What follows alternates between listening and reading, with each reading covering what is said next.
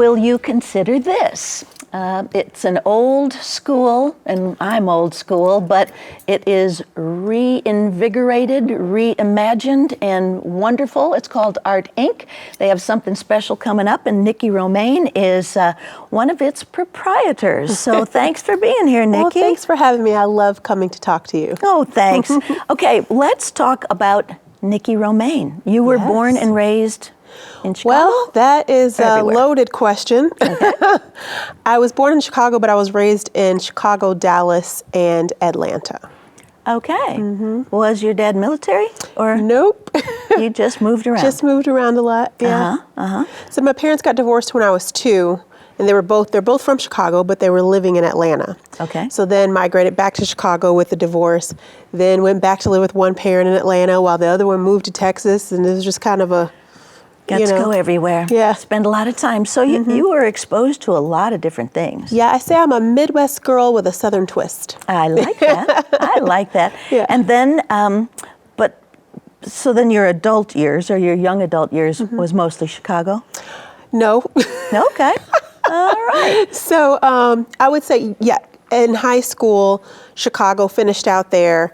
Actually finished out in Aurora, Illinois. Left Chicago for my last few years of high school. And then I went to college at UNLV in Vegas. And I didn't finish there. I actually finished at Columbia. I know. I'm telling you, it's just in me to just move around. I finished up at Columbia in Chicago because it's a full integrated art school, very diverse, and I wasn't experiencing that diversity in UNLV. And then once I did that, I started touring with a gospel choir. I went to tour Northern Italy. It was pretty amazing. And then I moved to LA. Oh my goodness. To pursue my career as an actress. So, okay. Yeah. So quite the circuitous route. Yes. That's for sure. And you did a lot of acting. So tell me a little bit about that. Oh, absolutely. So I got the bug in high school. My choir teacher asked me to come audition for a play, a musical at that. And I was like, okay. I thought musicals were pretty cheesy, but I went and did it anyway. Well, she kind of forced me to do it. Okay. What play was it? What it musical? Was Joseph and the Amazing Technicolor Dreamcoat. And you were the narrator. I can see that, yeah. And when I stepped on stage, you go through the rehearsal process, but when you step on stage, I was sold. That was it. This is what I want to do for the rest of my life. Before that, I wanted to be an attorney and then sing on the weekends with like Mariah Carey and Whitney Houston. That's kind of how I had it planned out. Yeah, that was my plan. And then I went on to study musical theater in school, and it took me everywhere. I've performed on stages in Miami, back in Chicago, LA, a bit of acting and singing. Also modeling and voiceover work. Yeah. That's quite a background, and you're not that old. You've done a lot. Yeah. And then you came to Peoria. Well, first of all, you fell in love. Yes. Before you came to Peoria. Love brought me to Peoria. All right. And that was the first time I was very independent and I moved a lot, but it was always something just me, like what I wanted to do. It was not based on anybody else's decision. So this was the first time I moved and had to like consult with someone and like say, oh, okay, so we're going to move here because you live here, and that kind of thing. So it was a big change for me for an independent woman. And it was a huge leap of faith, but my husband is absolutely amazing, and I wanted to follow him, let him lead.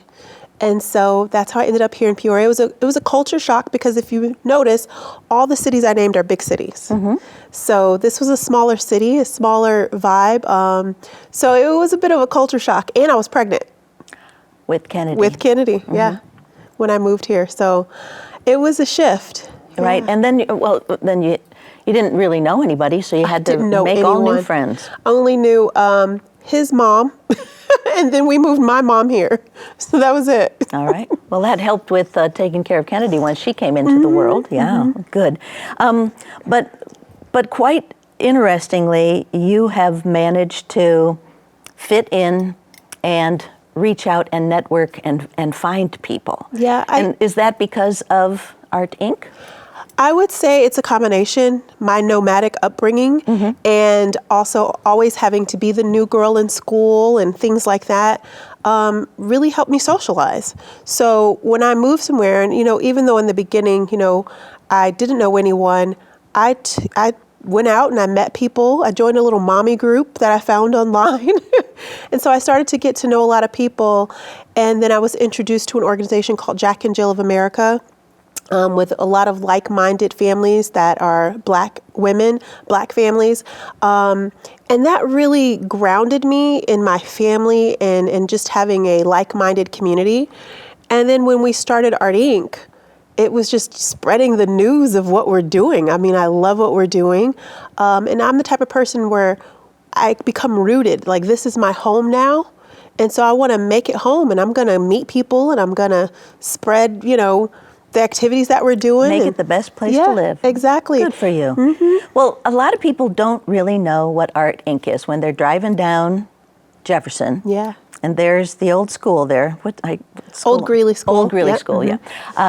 And it's got these wonderful murals and things on it, and I don't know how many solar panels on it, but it's quite interesting of how you have converted that and made it work for a safe place for kids to explore and be after school. So tell me, give me the details on, give our audience the details on Absolutely. Art Inc. So as I mentioned, I'm an artist, a performing artist, and my husband is a visual artist. And so we wanted to give back to the community in a way that we know. So we know that we are passionate about the arts, and we were both saved by the arts. And so there was a report that came out in 2015 or 2016, I can't remember what year, that placed Peoria the worst place for Black people. And we thought, what could we do? Because that's not really our experience. Right. But what could we do to help move the needle? And that's when we thought of doing something like this. And then my husband ran into the old Greeley School and came home and said, hey, you want to buy a school building? Yeah. Oh, I'm just thrilled about that. Yeah, exactly. Right. And of course, I'm crazy. So I'm like, yeah, let's do it. And we had been talking about a nonprofit and just, again, both of us being passionate about the arts, him being a visual artist and having an amazing story in his own right. We talked about different things that we wanted to do. And the vision for Art Inc. has changed. Like, we initially thought it would be a building filled with artists, and then the artists would give back to the community by teaching. But it didn't turn into that. It turned into really a really great after-school program. So we serve anywhere from, I would say, 80 to 115 students on an average daily. That's our average daily attendance. And how do you get them there? So Did you find some ways to parents drop transport? them off sometimes, but we also pick up. So we received a grant a few years ago to get a van, and we just received another grant. Literally, my husband's at the picking up the van Dealership now. right now. Yes, Okay. yes, picking up the van. He's at the DMV right now. All right. And thanks to the Gilmore Foundation. And so we're able to pick up kids at several schools because that was obviously a barrier. And then we extended our hours. So we're open from 2 to 6 p.m. serving kids. We do, again, first grade all the way up to our kind of like 24-year-olds. We have a youth leadership team where it's a paid internship program for teens. And they come in, they help the kids with their homework, and then they venture off and do various activities. So they have different teams, like we have an administrative team, we have a janitorial team, marketing team. So the kids are learning all of different those. aspects of employment. Right. And we switch. It's not just, one team. They switch around. And then they do their own programming. So they have a teen summit where they discuss topics that are important to them. And then we bring in community leaders that are, expertise in that particular area. So like gun violence, mental health, bullying, all those types of things. So they pick those topics. We've done public service announcements based around the Change That Narrative movement. All sorts of really cool projects that the teens help to create. Because they have their finger on the pulse of what's going on. Yes. Mm-hmm. And that's good for them and for the up-and-coming kids, the first graders. Absolutely. They're looking up to them. They have financial literacy courses. I mean, you name it. And right now we're developing a program because what we realize is we need that pathway. So now we have them, and sometimes they stay with us, right? But then they want a pathway to either college or careers, because not everybody wants to go to college. Right. So we're working on really collaborating with businesses so that those kids can learn the skills. And at least be exposed. And be exposed, absolutely, yeah. That's quite interesting. So, do you still have, though, since it's kind of morphed into something different than you had imagined? Yeah. Do you still have like the sewing room? Oh, yeah. And, okay, so tell everybody about that. Well, the 1st through 8th graders, they really get into the thick of the arts. So they come in, they get help with their homework, and they break off and do various arts activities from theater, sewing. We have a room that's like has mannequin heads and they can do hair. We have a ceramics room. We also have music that we do. We have guitars and things of that nature. And we also have local musicians come in and just kind of serenade our kids and expose them to different types of music. I actually directed our first children's musical this year. I remember hearing about that. And that was pretty awesome. Yeah, good. And then we did our first, we did a Christmas play too. We did The Grinch, and we'll be doing that again. So the kids are really, I love that we're bringing theater to Art Inc., obviously. Well, you have a great gymnasium stage area, Yeah, so we that's do. fun. So yeah, the kids are getting exposed to all types of arts, of course, visual arts. So they're doing crafts, they're also doing painting and drawing and things of that nature as well. And you have some of the teen helpers. Do they come and help with that, or is Jonathan Absolutely. doing that, or who's teaching all those? So that's where the artists come in. So we have teaching artists that come in. It just looked different because we were talking about studio spaces, but we fill up every room in that building now. And how many rooms are there? There are a lot of rooms. I can't remember exactly. I would say we have about 15 to 20. And we're filling up every room with programming. One room's like a full photography studio. And we have a retired cat guy that comes in and does a photography class. Then we have local artists that come in. Sometimes an artist will come in and do a full program, but sometimes they might do a workshop. Right? Because they have other commitments. Right. So they might come in and do like a workshop on film, or they might do a workshop on painting and things of that nature. And then we have our steady teaching artists that are doing the sewing, and sometimes we even have cooking. We've partnered with a lot of organizations such as Peoria Grown. They come in and help cook with our kids. And we've also partnered with other organizations to take art to their facilities. So like Carver Center and Proctor, places where they're like, that is not my lane, Nikki, can you come help us out, you know? Right, exactly. And then we also have our program inside of 8 Peoria Public School locations as well. Are you surprised at how Peoria has embraced this whole idea? Absolutely. I mean, from day one, it's just been overwhelmingly joyous. Like, this community has just welcomed us with open arms, and it makes me want to buckle down even more to provide the need that we're doing, because when the community welcomes you and you know you're fulfilling a need, you want to do more. Yeah, it's amazing. And a lot of people step up to the plate to help. Absolutely, including you. Well, there we go. So one thing that, we get back to the sewing thing, because this just really rattled my cage a little bit. You make boys even get down by the sewing machines. Oh yeah, and knitting. Sometimes the boys even like my own daughter didn't like sewing. She's like, and the boys would come. They'd bring kids up to my office, and this one little kid, he comes in, he's breaking pajama pants, and he's making hats and pillows. He loved it. Good for him. And we had a knitting group, and we were a little like, because it was a bunch of like older ladies, and they had their way about them. The kids and those ladies bonded. Like, Really? they're like, when are those ladies coming back? Is that right? Yep. Fun. It's been an amazing journey watching what you think the kids want, and then the kids saying, no, actually, I like this, or I like that.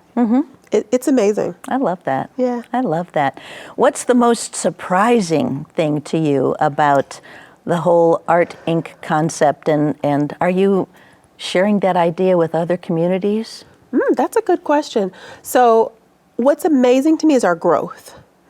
In 6 years, we've gone from just Jonathan and I to 15 full-time employees and about 65 part-time. That includes the teaching artists that are inside of the schools and things like that. Never in a million years would I have thought we'd grown like that. In 6 years. In 6 years, yes. In like 10 years, 15, yes, I envisioned it, Right. but not 6. And then as far as your other question, that is something that we would love to do when we have more time to spread the news, because I really like the concept and of revamping and revitalizing neighborhoods and taking these old buildings that are in all of our communities across America and turning them into something that is amazing and Useful and uplifting. exciting. Yes, exactly. So if when we have a little time, we slow down a little bit, that is definitely, I would love to spread that news and share that concept of how someone in their own community could do that as well. Yeah. Yeah. Amazing. Well, so you've done a lot of interesting things and the play, and so your daughter, Kennedy, is in 4th grade, you said? She's in 4th grade. And she is also interested in being a thespian? Kennedy is interested in everything. Okay. It's funny, my program director says, if I ever have any kids that are doubting, like, ooh, I don't know what to do, Kennedy will be like, I want to do everything. And then all the other kids are like, oh, okay, I'll try that too. She wants to do dance. She wants to do theater. She wants to do music. I push her towards the coding that we do and the mental math because I'm like, okay, let's use the other side of that. We have to be practical as well, right? So I push her towards that. And sometimes she'll resist, but once she gets into it, she really is just a sponge. She wants to learn all the things. Aside from arting, she does ice skating as well. Okay. So she loves that. But yeah, that girl loves everything. Is she, well, Jonathan, I mean, he's a painter and quite the artist. Is she pretty good too?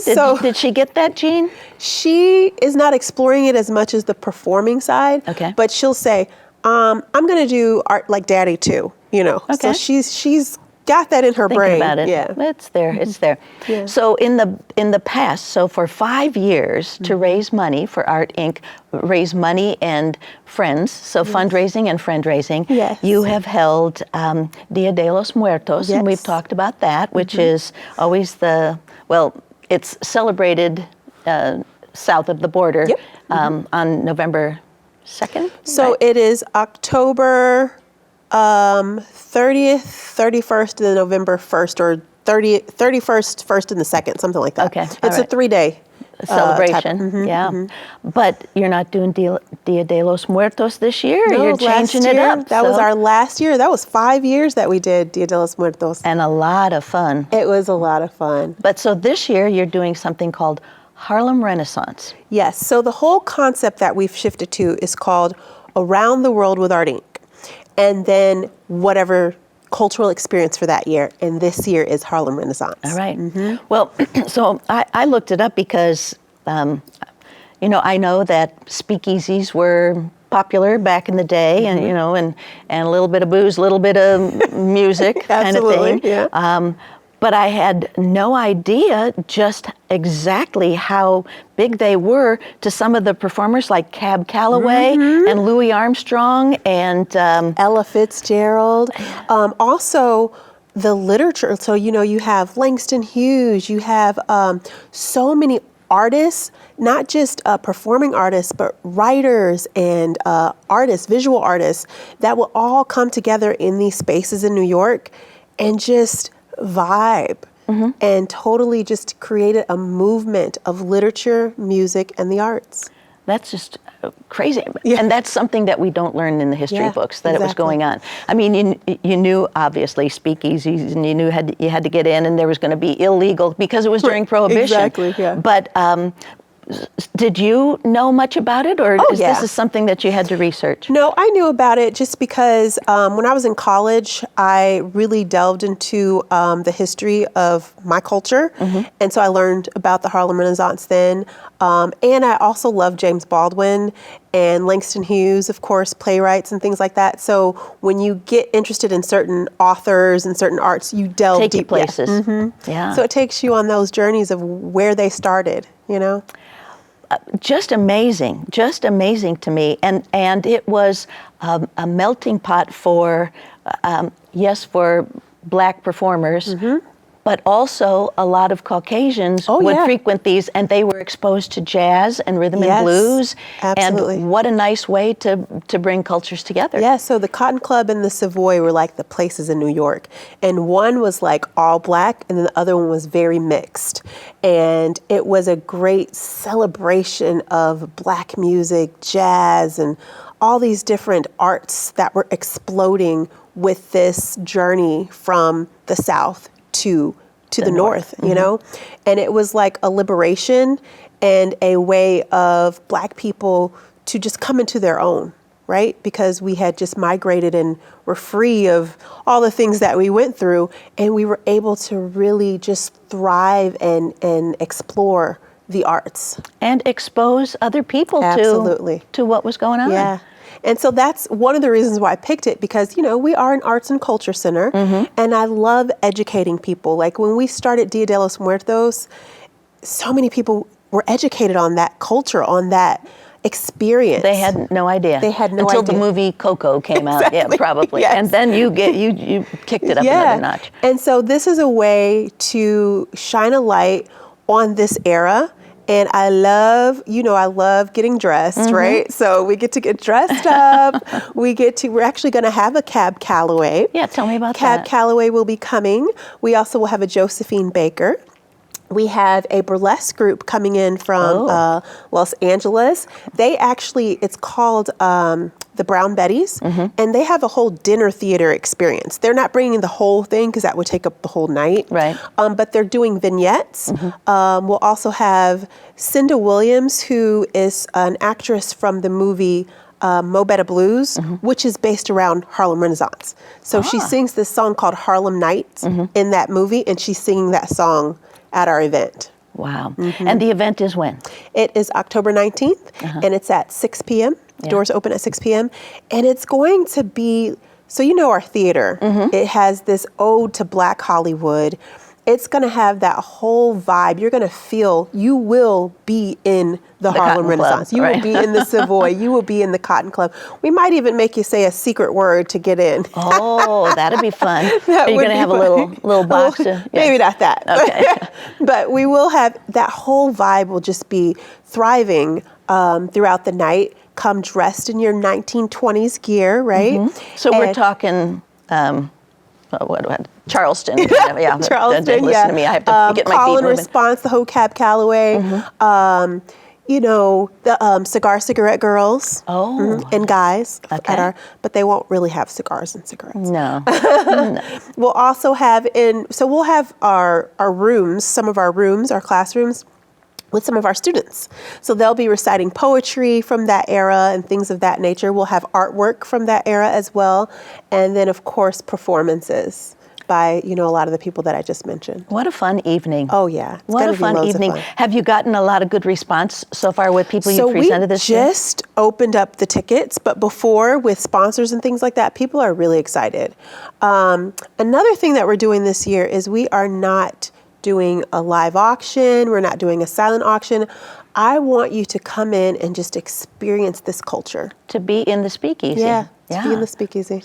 Well, and that's good. Will you do the same thing next year, or you'll come up with something No, else? it'll be a different one. All So right. each year will be a different theme. So Okay. like next year it could be Bollywood. It could be, a night in Italy, or just, the sky's the limit. We'll just be doing a cultural experience every year. Which is fun. Yeah. And so do you work with a committee to come up with the idea, or do Absolutely. you lose sleep over it? That too. A little bit of both. Okay. So I typically, I'm full of ideas. So I bring things up with the committee, and then we'll select something, but then I bring a committee together to help bring it to fruition. All right, right. Well, you are an artist, and so you're right-brained, and so that stuff's always kind of bubbling in your mind. Oh yeah. Like, this is so fun to me. I love culture. I love traveling, but I love to bring bits and pieces of where I've traveled or what I've read and bring it to life. All right. So what do you look most forward to for that evening? Oh gosh, there's so much, Chris. Do I have to pick one? Well, obviously the costumes. I want to see what everybody's wearing, the performances, and then we also are doing awards that night too. Oh. Yeah, so we're bringing a new thing. Well, actually, we did awards for Dia de los Muertos as well, but we're doing 2 awards, and I'm really excited about those. I'm just excited. I'm just really excited to bring a cultural experience and to educate the community Something about new. this. Yeah. How many tickets will be available? I mean, how many can you fit into the So old gym? this one is going to be a little smaller than the other ones. We have room for 150. Really? So the tickets are now on sale, and I know they're going to go quick. You got to get them quick because it's not our typical 200, 250. So what's the website to go to get that or call? Yep, so that would be artingpeoria.org. We're also on Facebook. We have an event page on there, all of our social media. And then you can always give us a call, 309-713-3744. Okay. Well, thanks, Nikki. It sounds very Absolutely. exciting. Got to dig out my long white gloves That's to right. go there. And your hat. Oh, yeah. all the My things. hat and my fringe. Yeah. Okay. Thanks so much for being here. Thank you Thanks for for joining having us. And should be a fun evening. Harlem Renaissance.